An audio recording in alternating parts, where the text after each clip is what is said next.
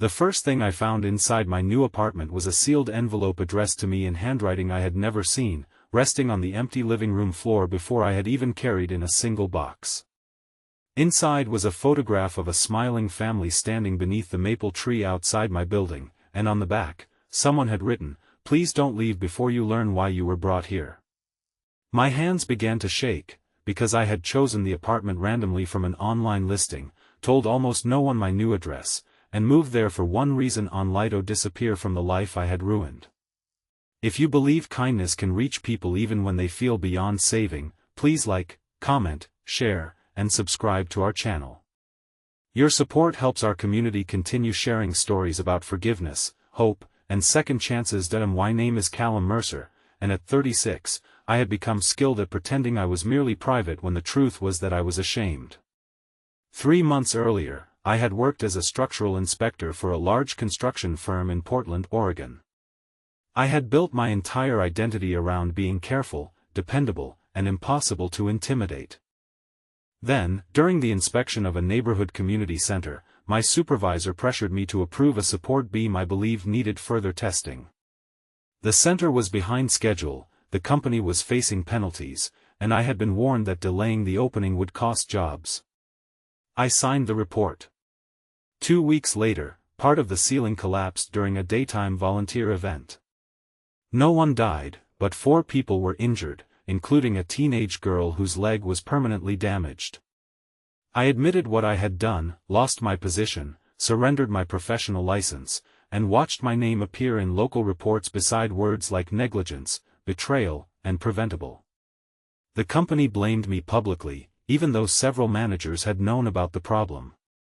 I could have fought them, but guilt had drained every argument from me. I sold most of my belongings, ignored calls from old friends, and rented a modest ground-floor apartment in a small town called Bellwether, hoping anonymity might hurt less than judgment. By late morning, sunlight filled the apartment while I stood holding the mysterious photograph. The family in it consisted of an older couple, a young woman, and a boy who appeared about 12. They looked genuinely happy, not arranged for a formal portrait but caught during an ordinary moment of laughter. I checked the closets, cabinets, and windows, wondering whether the envelope had been left by the previous tenant. When I opened the front door, I found a woman standing beside a row of flower pots across the shared walkway.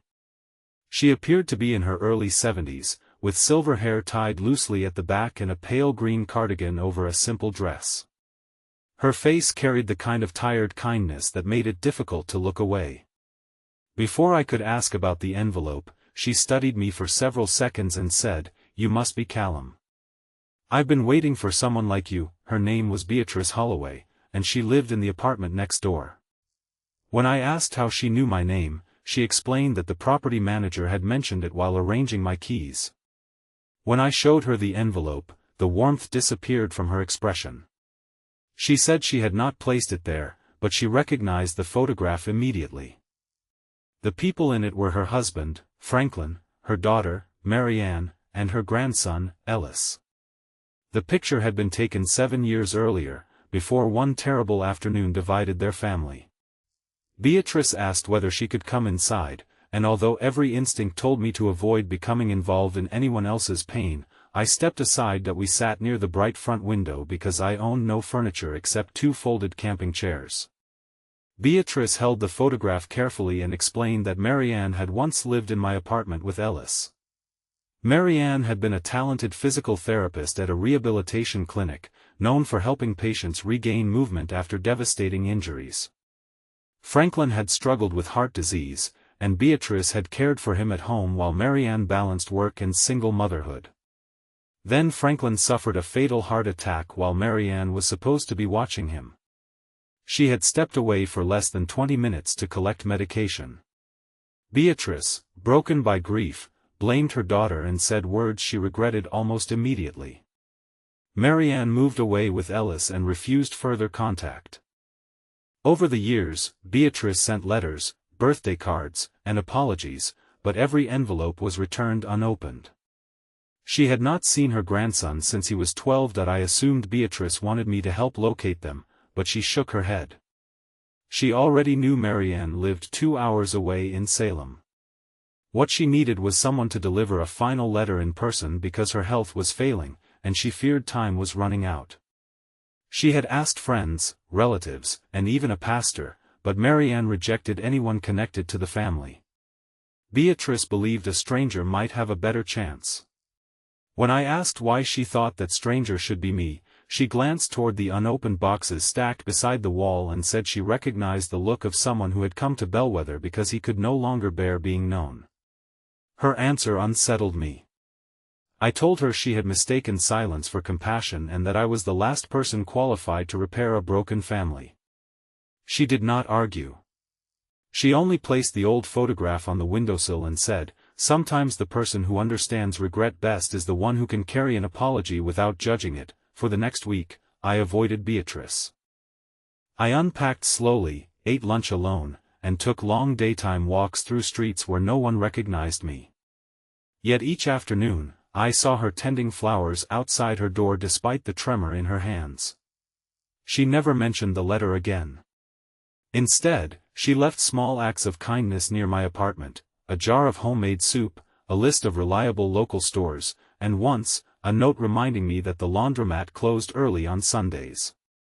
Her gentleness made me uncomfortable because I had convinced myself that kindness had to be earned. Then, on a bright Thursday morning, I found her collapsed beside the flower pots. The ambulance arrived quickly. At the hospital, a doctor explained that Beatrice had experienced complications from congestive heart failure. She was stable, but her condition was worsening, and future episodes could be more severe. I sat beside her bed while daylight spread across the white sheets. She looked smaller than she had the day before, stripped of the quiet strength she wore around the apartment complex.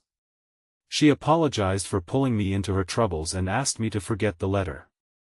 That request affected me more than any plea would have. I realized she had seen my reluctance and chosen not to burden me, even while facing the possibility of dying unreconciled with her daughter. I told her I would deliver it. 2 days later, Beatrice handed me a plain envelope with Marianne's address written on the front. She did not tell me what it contained. She only asked me not to force an answer. I drove to Salem under a clear midday sky, rehearsing explanations that all sounded intrusive. The address belonged to a small rehabilitation center near a public park. Through the glass entrance, I saw patients practicing with walkers and parallel bars while therapists encouraged them. At the reception desk, I asked for Marianne Holloway. The woman who approached moments later was in her early 40s, with auburn hair, guarded gray eyes, and the unmistakable resemblance of Beatrice's daughter. The moment I mentioned her mother, Marianne's face hardened. She refused the letter and asked me to leave. I should have respected her decision immediately, but something desperate rose inside me. I told her Beatrice was ill and that she expected nothing except the chance for her apology to exist somewhere outside her own heart. Marianne replied that apologies did not restore lost years. She said Beatrice's accusation after Franklin's death had destroyed her during the most vulnerable period of her life. Marianne had already blamed herself for leaving to collect medicine, even though the doctor said Franklin's heart attack would likely have been fatal regardless. When her own mother called her selfish and careless, Marianne believed it. She moved away because every room in that apartment carried the sound of those words. I placed the letter on a nearby table and told her I understood why she might never forgive Beatrice. Then Marianne looked at me sharply and asked what I could possibly understand about causing harm and living afterward. I could have lied. Instead, for the first time since leaving Portland, I told a stranger the truth. I explained the failed inspection, the injured volunteers, and the teenage girl whose future had changed because I chose professional pressure over courage. I admitted that I had moved to Bellwether because I believed disappearing was the closest thing to punishment I could provide. Marianne listened without sympathy. When I finished, she asked whether hiding had healed any of the injured people. The question struck me with such force that I could not answer. She picked up the letter but did not open it. She said taking it did not mean reconciliation. I thanked her and prepared to leave. Before I reached the door, a young man using a cane emerged from the therapy area. He was tall, serious, and about 19. Marianne introduced him as Ellis. He recognized his grandmother's handwriting on the envelope and asked whether she was dying. Marianne tried to shield him from the conversation, but Ellis insisted he deserved the truth.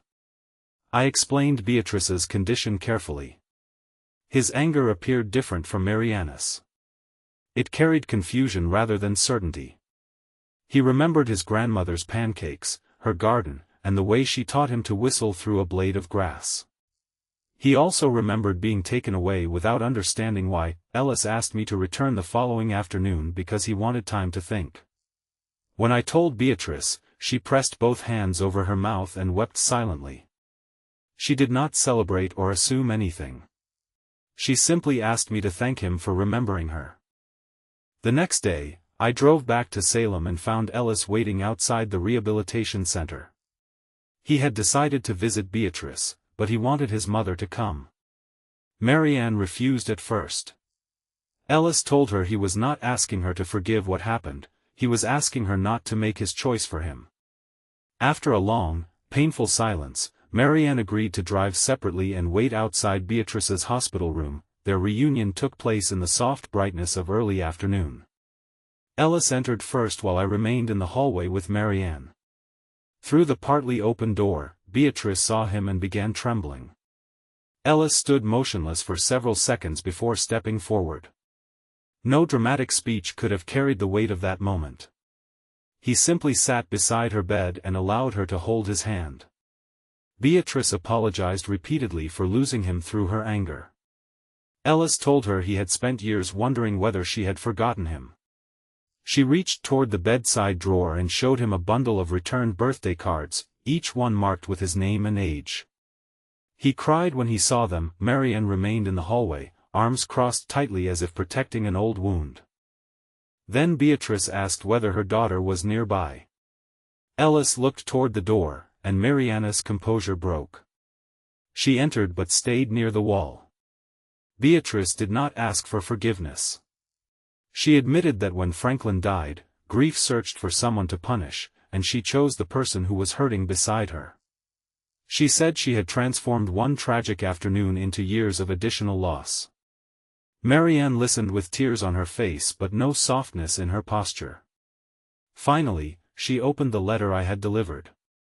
Inside was not a long defense but a legal document transferring Beatrice's small savings and apartment lease rights to Marianne and Ellis, along with a handwritten note stating that her greatest wish was not to be welcomed back, but to leave them something that did not hurt. Marianne sat down. She told Beatrice that forgiveness could not erase what had happened and that trust would not return in one afternoon. Beatrice agreed. Marianne then said she was willing to begin with one visit, one conversation, and one honest day at a time. It was not a perfect reconciliation, but it was real, and real beginnings are often quiet. Ellis pulled his chair between them, holding each woman's hand while sunlight covered the hospital floor. Watching them forced me to confront the cowardice inside my own retreat. Marianne had been right. My isolation had helped no one. The following morning, I called the attorney representing the injured families and offered to cooperate fully with their case against my former employer. I provided emails, inspection notes, and records showing the pressure placed on multiple employees. Then I contacted the family of the injured teenager, whose name was Tessa Ward. I did not ask them to forgive me. I apologized without excuses and offered to contribute my remaining savings toward her rehabilitation expenses. Tessa's mother initially refused to speak with me, and I accepted that. Several weeks later, however, she invited me to attend one of Tessa's physical therapy sessions.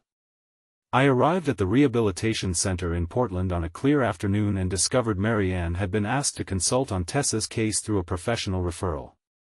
Tessa was 17, determined, and far more direct than any adult around her. She told me she hated what I had done but hated even more that the company executives were pretending I acted alone. She said accountability meant more than destroying one guilty person, it meant changing the system that rewarded silence. With evidence from several inspectors, the investigation expanded. The company agreed to compensate the injured families, replace its regional leadership, and establish independent safety reviews. I was not given my old life back, nor did I expect it. My professional license remained suspended, and I performed community service related to building safety education. Yet for the first time, punishment and purpose began to exist together. I started speaking to trade students about ethical pressure, explaining how dangerous decisions rarely arrive looking evil. Often, they appear as small compromises made by frightened people who believe they can correct them later. Beatrice eventually returned home under careful medical supervision. Marianne and Ellis visited every Saturday afternoon. Some visits were warm, others difficult. Old pain surfaced, apologies were repeated, and boundaries were respected. Reconciliation did not resemble a miraculous erasure of the past. It resembled three people choosing not to let the past control every future hour. Beatrice continued tending her flowers, and Ellis helped rebuild the wooden planter beneath the maple tree. Marianne slowly began entering her old apartment without flinching. One afternoon, as I helped Beatrice carry soil to the garden, I finally asked about the mysterious envelope I had found on moving day.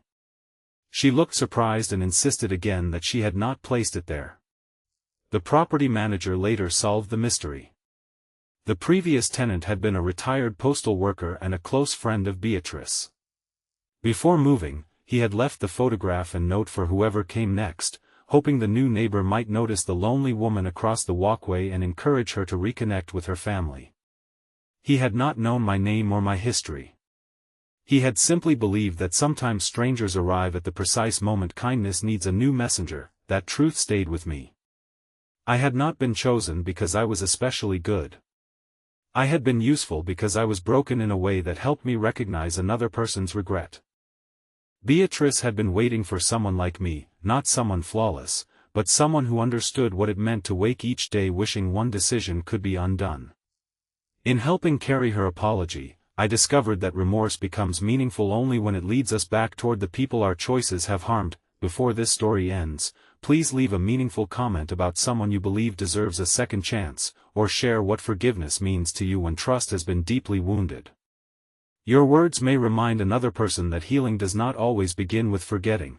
Sometimes it begins with one honest step toward the pain. A year after I moved to Bellwether, Beatrice, Marianne, Ellis, Tessa, and her mother gathered beneath the maple tree for a daytime community fundraiser supporting injured workers and families affected by unsafe construction.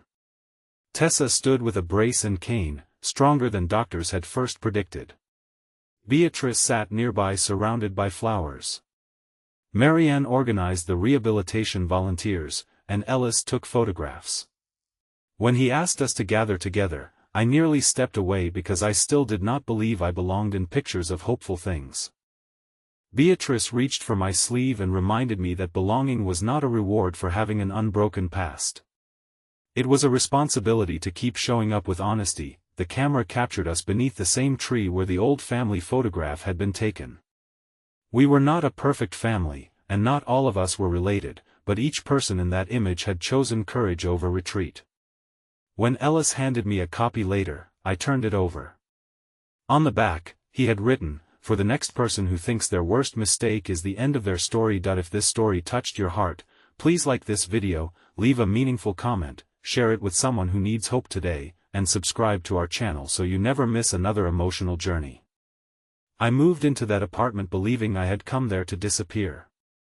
Instead, the neighbor who said she had been waiting for someone like me showed me that a damaged life can still become a bridge, an apology can still find its destination, and sometimes the door to redemption is opened by helping someone else walk through theirs.